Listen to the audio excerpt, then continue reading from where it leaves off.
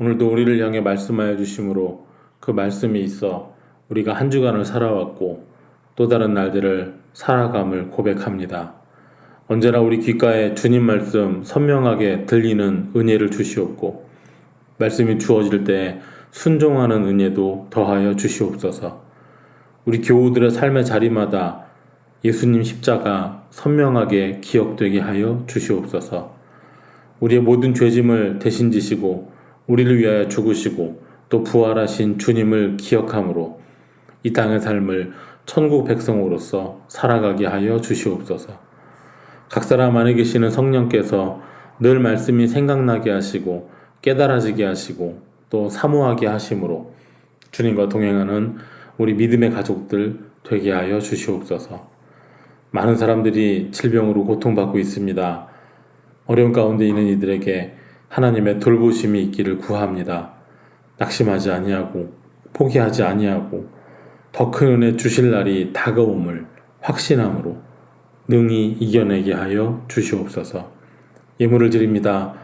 믿음으로 드리는 헌금을 주님 기쁘게 받아주옵시고 드리는 믿음의 고백 위에 충만한 은혜를 더하여 주시옵소서. 예물 드린 손길들 복 있게 하여 주시옵소서. 이 손으로 하는 일들마다 주님 함께 하시는 일들 되게 하여 주옵시고 주님 기뻐하시는 일이 되며 학업이, 연구가, 생업이 복 있게 하여 주시옵소서. 감사합니다. 축복합니다. 예수님 이름으로 기도하옵나이다. 아멘. 따뜻한 말이나 행동으로 괴로움을 덜어주거나 슬픔을 달래주는 것, 사전에는 위로의 뜻이 이렇게 나와 있습니다. 우리가 누군가에게 따뜻한 말 한마디를 해주고 그럼으로써 그 사람의 괴로움이, 슬픔이 덜어지고 달래질 때 그것이 위로이죠. 말 몇 마디 한다고 해서 가지고 있는 상처가, 슬픔이, 아픔이 당장에 눈 녹듯이 사라지지는 않겠습니다. 그러나 위로의 말은 분명히 힘이 있습니다. 어려운 일을 당했을 때 믿음의 사람들, 동역자들이 주는 위로는 정말 큰 힘이 됩니다. 우리 믿음의 사람들에게는 하나님의 위로가 있습니다. 따뜻한 말이나 행동으로 괴로움을 덜어주거나 슬픔을 달래줌. 하나님께서 우리에게 주시는 따뜻한 말씀으로 하나님께서 우리를 향하여 우리를 위하여 일하심으로 우리의 괴로움이 덜어지고 우리의 슬픔이 달래지는 것, 바로 하나님의 위로입니다. 여러분의 삶에 하나님의 위로가 가득하기를 축원합니다. 사실 사람의 위로는 한계가 있습니다. 사람 속을 본인 말고 누가 다 알겠어요? 사람이 아무리 100마디 말로 위로를 한다고 해도 모든 것이 다 해결되지는 않습니다. 그러나 이 따뜻한 말이나 행동이 사람의 말이 아니라, 사람의 행동이 아니라 하나님의 말씀, 하나님의 행하심이 되면 어떤 괴로움도 어떤 슬픔도 위로를 받을 수 있습니다. 진정한 위로는 하늘로부터 주어지는 위로입니다. 오늘 본문은 하나님께서 주시는 따뜻한 그리고 확실한 위로의 말씀입니다. 8절에 이것은 여호와께서 보복하시는 날이요 시온의 송사를 위하여 신원하시는 해라. 다윗이 예루살렘 성을 쌓고 그 성 이름을 다윗성 또는 시온성이라고 불렀습니다. 시온이라는 말은 유대 백성들 곧 이스라엘 민족을 가리키는 말이고 넓게는 하나님의 백성을 가리키는 용어이기도 합니다. 송사는요, 억울한 일이 있어서 누가 옳고 그른지 법대로 밝혀달라고 호소하는 것이 송사입니다. 시온의 송사는 하나님의 백성들이 억울한 일을 당하고 아픔을 당하고 하나님을 향하여서 우리의 아픔을 하나님께서 살펴주시기를, 우리를 판단해 주시기를 구했다는 말입니다. 이스라엘 백성들의 가슴 깊이 맺힌 아픔을 곧 풀어주시는, 그러니까 신원하시는, 이스라엘 백성들이 당한 슬픔을 하나님께서 갚아주시는 날이 온다는 말씀입니다. 따라서 오늘 본문 8절의 의미는 하나님께서 하나님의 백성들을 위하여 보복하시고 그들의 억울함을 풀어주시는 날이 오고 있다는 뜻입니다. 지금은 지독한 아픔을 겪고 있고 극심한 어려움 가운데 있지만 하나님께서 원수를 갚아주시는, 보복해주시는 억울함을 풀어주시고 마음속 깊은 곳에까지 맺혀있는 한을 풀어주시는 날이 있다는 말씀입니다. 하나님의 사람들은 원수를 직접 갚지 않습니다.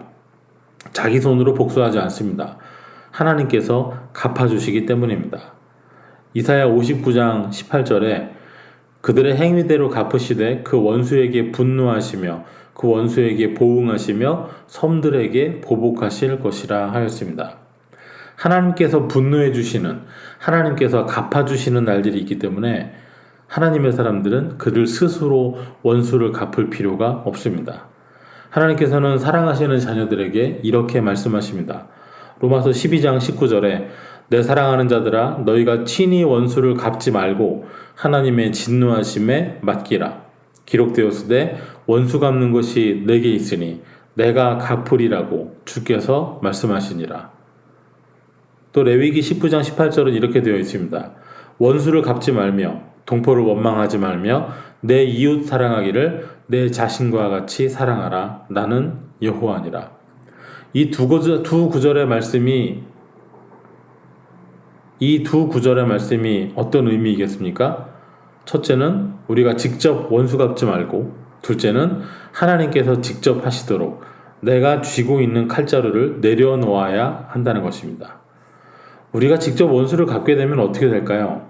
눈에는 눈, 이에는 이라고 했는데 정말 눈만큼만 그 정도에서 끝이 날까요? 정말 이까지만 복수를 하고 끝이 날까요? 내 손에 힘이 있을 때, 손에 칼자루가 상황을 좌우할 수 있는 힘이 나에게 주어졌을 때, 과거에 내가 당한 일이 있어도 그 복수의 칼자루를 하나님께 맡겨야 됩니다.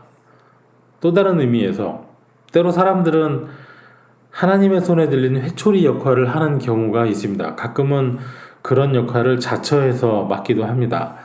곁에서 보면 다른 사람 괴롭히는 건데요.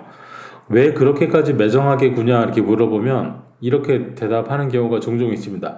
이 사람 훈련 좀 받아야 돼. 이 사람 연단 좀 받아야 돼 하면서 자신이 직접 하나님께서 사용하시는 징계의 도구가 되거나 하나님이 징계하신다고 하면서 본인 스스로가 그 징계의 아픔의 집행자가 되기도 합니다. 그러나 좀 더 깊이 생각해야 할 것이 있습니다. 징계의 대상이 그 사람이 하나님의 자녀라면 아버지 되시는 하나님께서 징계하시겠죠. 그리고요, 자기 자식 때린 회초리를 그 막대기 이뻐서 그거 모시고 사는 부모는 세상에 없습니다. 스가랴 1장 14절과 15절 말씀입니다. 내게 말하는 천사가 내게 이르되 너는 외쳐 이르기를 만군의 여호와의 말씀에 내가 예루살렘을 위하여 시온을 위하여 크게 질투하며 안일한 여러 나라들 때문에 심히 진노하나니 나는 조금 노하였거늘 그들은 힘을 내어 고난을 더하였습니다.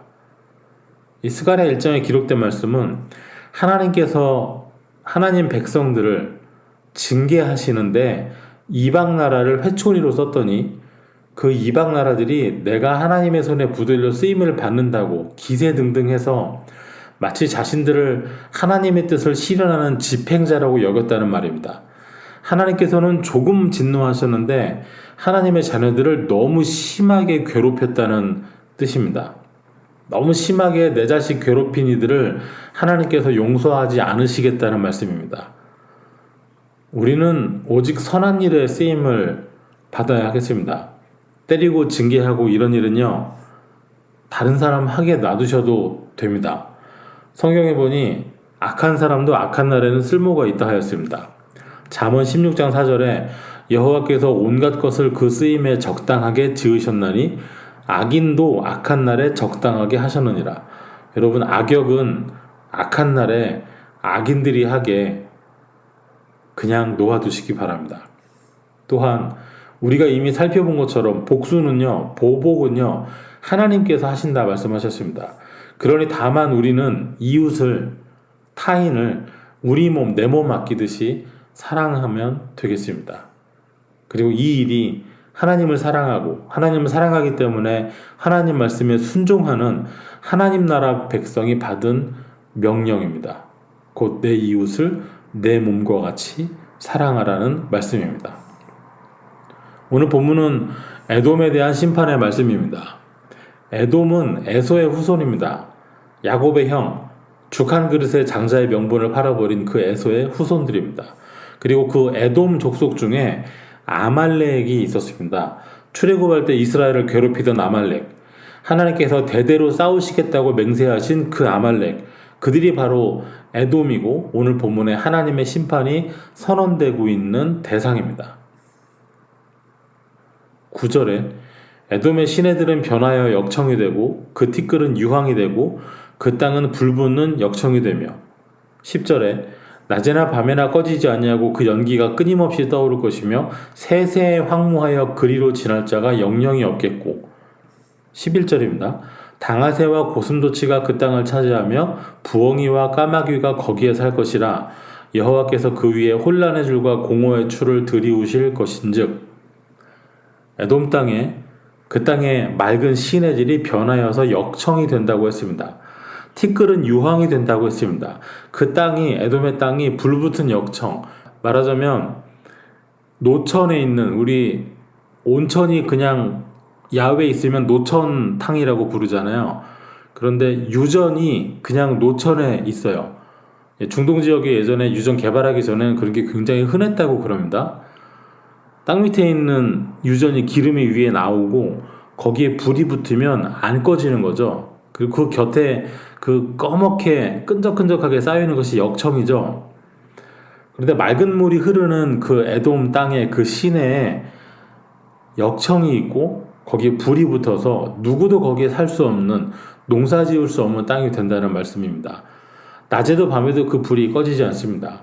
10절 말씀에서는 세세에 황무하여 하였으니까 여러 세대가 흘러도 에돔 땅이 그 땅이 황무하게 돼서 거기로 지나가는 사람조차 없을 것이라고 말씀하십니다. 한때 사람이 살던 그 땅에 더 이상 사람이 살지 않게 되는 것이죠. 당아새, 고슴도치, 부엉이, 까마귀만이 사람 못 사는 그 척박한 땅에 살게 됩니다. 12절에 보니까요, 에돔 사람들이 국가를 이으려고 귀인들을 불러도 아무도 없다 그랬습니다. 왕족은커녕 귀족들도 남은 사람이 없어서 왕으로 추대할 인물, 국가의 명맥을 이을 수가 없다는 의미입니다. 13절에는 궁궐에 가시나무, 견고한 성에는 엉겅퀴가 있다고 하였습니다. 승냥이의 굴이 되고 타조의 처소가 된다 그랬습니다. 궁궐이 어떤 곳입니까? 가장 크고 화려하고 깨끗하고 쾌적한 곳이 궁궐이죠. 그런 궁궐에 가시나무와 엉겅퀴만 있고 승냥이, 타조 같은 짐승들만 드나들게 된다는 말씀입니다. 14절에 보니까요, 들짐승이 이리와 만나고 순념소가 동류 같은 순념소들을 부르면서 거기 올빼미가 산다 그랬습니다. 15절에는 부엉이가 깃들고 알도 낳고 새끼들도 모인다고 했습니다. 15절에는 자세히 보겠습니다. 부엉이가 거기 깃들이고 알을 낳아서 그 그늘에 모으며 솔개들도 각각 제 짝과 함께 거기 모이리라. 솔개들도 자기 짝과 거기 모인다고 했습니다. 한두 마리가 아니고 짝이 있어서요, 번식을 할 수 있습니다. 새끼를 낳고 거기 더 많이 오래오래 살게 된다는 말씀입니다.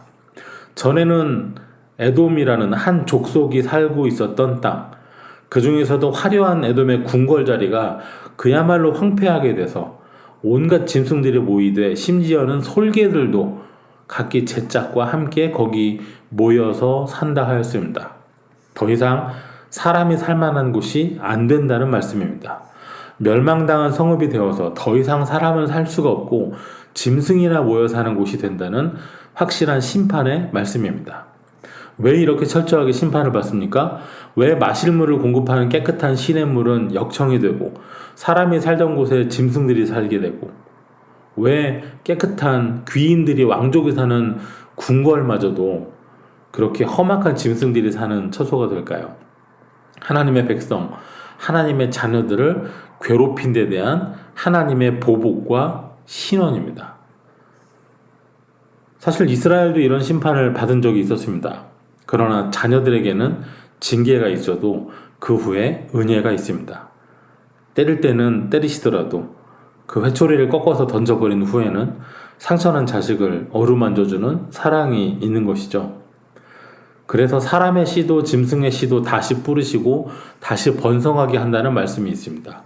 예레미야 31장 27절에서 28절에 보면 여호와의 말씀이니라 보라 내가 사람의 씨와 짐승의 씨를 이스라엘 집과 유다 집에 뿌릴 날이 이르리니 깨어서 그들을 뿌리 뽑으며 무너뜨리며 전복하며 멸망시키며 괴롭게 하던 것과 같이 내가 깨어서 그들을 세우며 심으리라 여호와의 말씀이니라.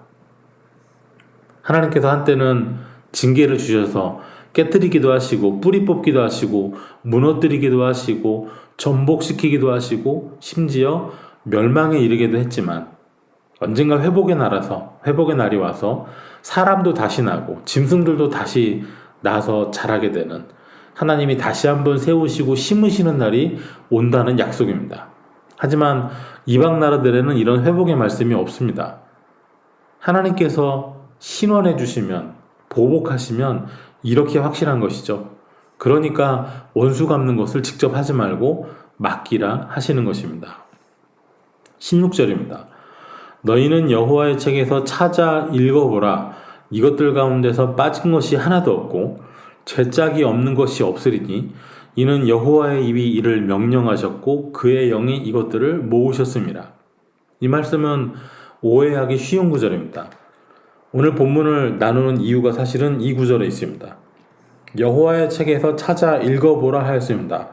곧 성경입니다. 이것들 가운데서 빠진 것이 하나도 없고 죄짝이 없는 것이 없으리니 하였는데요. 여기서 이것들은 무엇일까요? 죄짝이 없는 것이 없다는 이것이요. 책에서 찾아보라 했는데 이것들 가운데 빠진 것이 없고 짝이 없는 것이 없다 하니까 말씀에 짝이 있다라고 주장하는 경우가 있습니다. 여러분 들어본 적 있으신가요? 말씀에는 다 짝이 있다.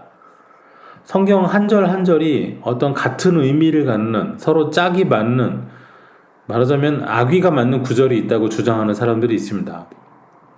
예를 들어서 고린도전서 1장 18절에 십자가의 도가 멸망하는 자들에게는 미련한 것이요 구원을 받은 우리에게는 하나님의 능력이라. 로마서 1장 16절에 내가 복음을 부끄러워하지 아니하노니 이 복음은 모든 믿는 자에게 구원을 주시는 하나님의 능력이 됨이라. 먼저는 유대인에게요 그리고 헬라인에게로다.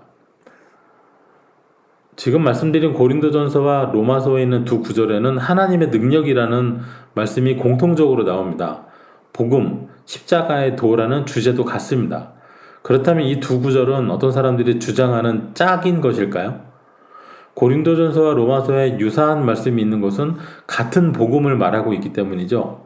한 분 예수님, 한 분 예수님의 십자가, 한 분 하나님의 능력을 한 편지는 고린도 교회, 한 편지는 로마에 썼기 때문에 이렇게 기록된 것이지 두 구절이 무슨 짝을 한 조를 이루는 것은 아닙니다. 말씀의 완전함은 하나님께서 계획하시고 성취하심이 기록된 데 있는 것이지 구약에 뭐 하나 있고 신약의 구약 그 말씀과 이어지는 기가 막히게 맥락이 이어지는 악의가 맞는 것 같은 말씀이 있어서 완전한 것이 아닙니다. 구약에 있는 말씀이 때가 참에 이루어진 것이지 말씀이 한 짝, 말하자면 무슨 신발이나 장갑처럼 한 짝은 구약에 있고 한 짝은 신약에 있는 것이 아닙니다. 하나의 세트를 이루는 말씀이 있는 것이 아닙니다. 그런데 어떤 사람들은요, 뭐가 하나 맞아 떨어지면 좀 신비한 느낌을 받습니다. 성경의 맥락을 꿰뚫어 보는 것 같은 착각을 하기도 합니다. 성경이 다 짝이 있다고 주장하는 사람들은 그 근거로 오늘 우리가 읽고 있는 이사야 34장 16절을 근거로 삼습니다. 봐라, 성경에 이렇게 돼 있지 않느냐? 성경에 짝이 있다고 하지 않느냐? 그런데 성경이 이런데 왜 성경을 부정하려고 하느냐? 이 책이 무엇인가요? 성경이잖아요. 성경이 무엇이죠? 하나님 말씀이요. 하나님 말씀 믿어야죠. 순종해야죠. 그런데 여기 짝이 있다고 하잖아요. 그러니 구약이 한 짝, 신약이 한 짝. 정말 신발이 왼쪽, 오른쪽 한 켤레이듯, 장갑이 또 한 켤레이듯 하나님 말씀도 이렇게 다 짝이 있는 겁니다. 말씀이 이런데 왜 안 믿으세요? 이런 논리로 들어옵니다. 이런 그릇된 논리를 반박하려면 말씀을 알아야 하는데요.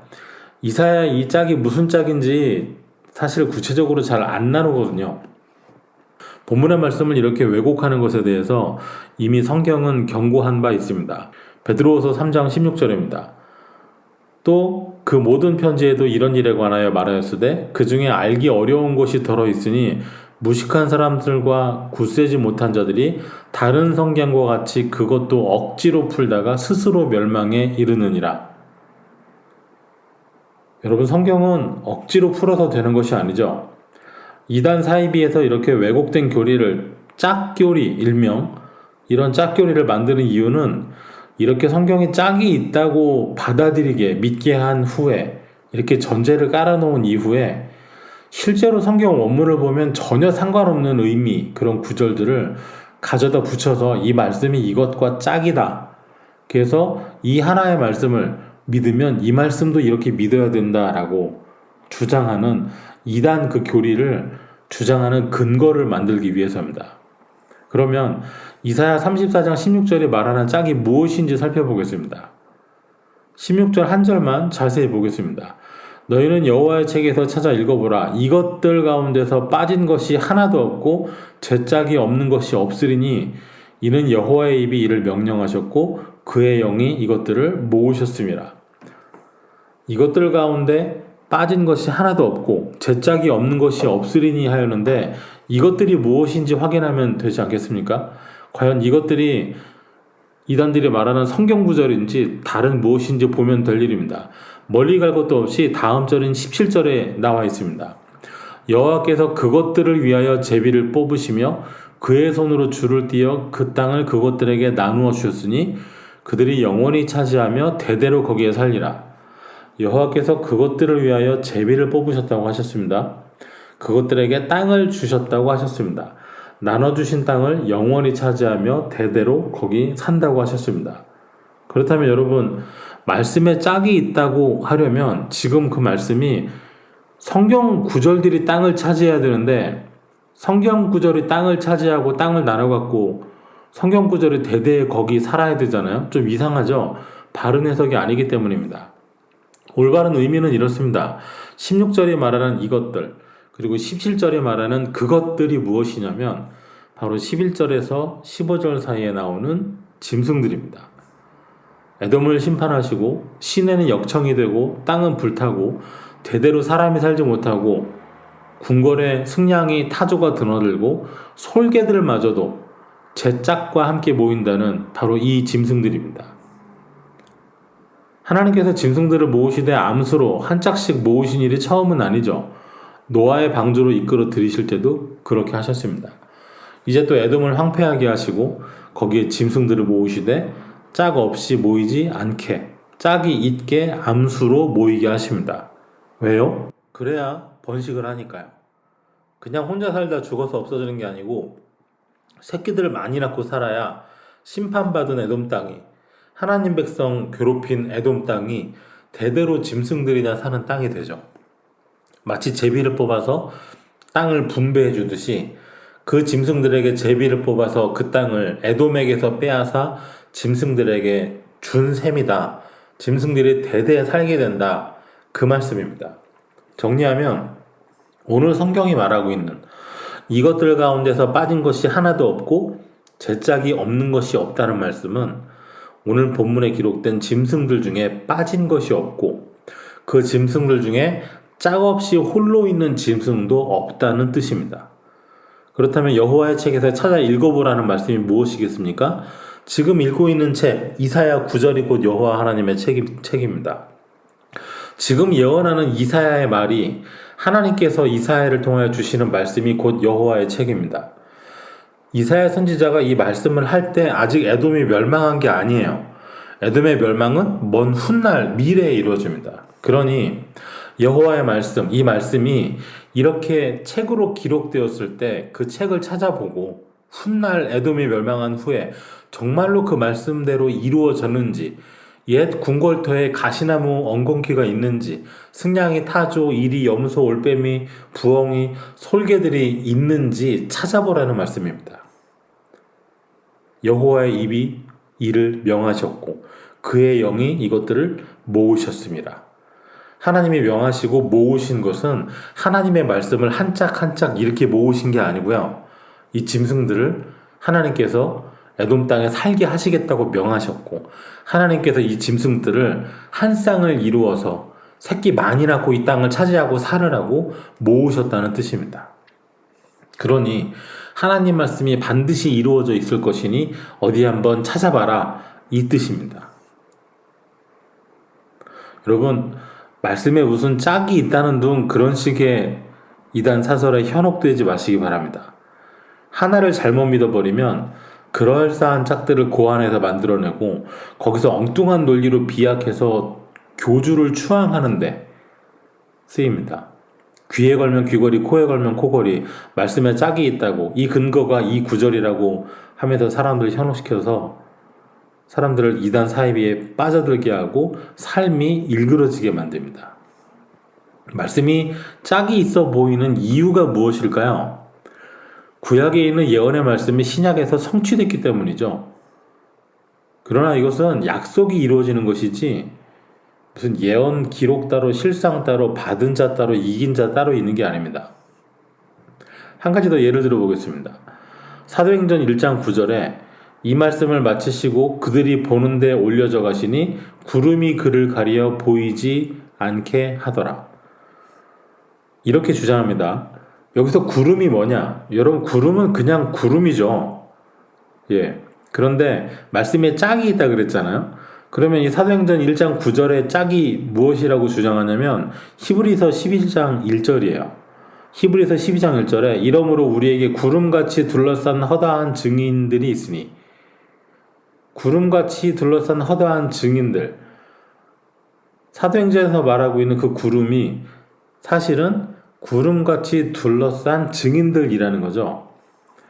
그래서 예수님 올라가실 때 하늘로 가심을 본 그대로 오시리라는 사도행전 11장 1절의 말씀을 또 인용하면서 하늘로 올라가실 때 구름, 그러니까 이단 쪽에서 말하는 증인들에게 둘러싸이셔서 가셨다는 거죠. 그것처럼 하늘로 가심을 본 그대로 오신다 하셨으니까 또 여러 증인들 사이에 둘러싸여 계신다고 주장을 해요. 그래서 예수님이 이미 오셨는데, 메시아가 재림하셨는데 하늘에 오르사라는 사도행전 고백처럼 승천하셨다가 오신 게 아니라 구름같이 허다한 증인들에게 둘러싸여서 하나님께로 가셨다가 다시 오실 때에도 구름같이 둘러싼 허다한 증인들 사이에 둘러싸여서 오셨다는 거죠. 그래서 본인들이 증인들이고 본인들이 믿고 추앙하는 그 교주가 바로 이미 오신 구세주다, 이렇게 주장합니다. 지금 앞에 있는 내용을 듣고 나니 이런 해석이 좀 허황된 것 같으시죠? 하지만 교회 바깥에서 개인적으로 말씀 묵상하자면서 나눔하자면서 접근하는 이단들이요, 이런 내용까지 말하자면 진도가 나가는 데는 시간이 굉장히 오래 걸립니다. 개인적인 친분도 쌓고요, 아주 가까워진 다음에 꾸준히 조금씩 진짜 가랑비에 옷 젖듯이 소위 말하는 말씀을 나누다가 교제하다가 여기까지 나아가는 거죠. 먼저 오늘 살펴본 이사야 본문을 가지고 성경에 짝이 있다는 것부터 확실하게 바탕에 깔아놔야 증인이 구름이고 둘러싸이고 가신 모습 그대로 오신다 하니 본인들이 둘러싸고 있는, 본인들 사이에 있는 그가 오실 그분이시다라는 이단 교리까지 나갈 수 있는 것이죠. 하지만 앞서 살펴본 것처럼 오늘 본문은 말씀이 짝이 있다는 한 켤레라는 교훈을 주는 말씀이 아닙니다. 오늘 본문의 교훈은 무엇입니까? 첫째는 하나님의 심판이 있다는 것입니다. 하나님의 백성 괴롭히고 그토록 기세등등한 에돔이지만 반드시 심판이 있다는 것입니다. 두 번째는 그 심판의 날이 반드시 온다는 것이죠. 지금은 왕궁이 있고 에돔 사람들이 떵떵거리면서 살고 있고 하나님 백성들을 괴롭혀 왔지만 훗날 짐승들이 모여들 때 전부 다 짝이 있어서 새끼 낳고 번성해서 사람은 없이 짐승만 번성하여 살게 된다는 그런 날이 반드시 온다는 것입니다. 세 번째는 그 약속, 그 하나님의 말씀이 반드시 이루어진다는 것이죠. 훗날 이 심판의 이 예언이 이루어졌을 때, 짐승들이 모여들었을 때 말씀과 대조해보라고 말할 정도로 확실히 이루어진다는 뜻입니다.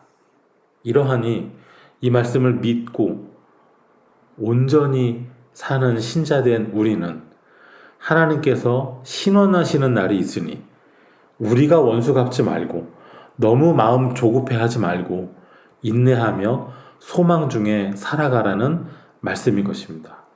오늘도 하나님의 말씀 성경 바르게 보고 온전히 믿음으로 주님의 칭찬과 상급을 누리는 저와 여러분 되시기를 주의 이름으로 축원합니다.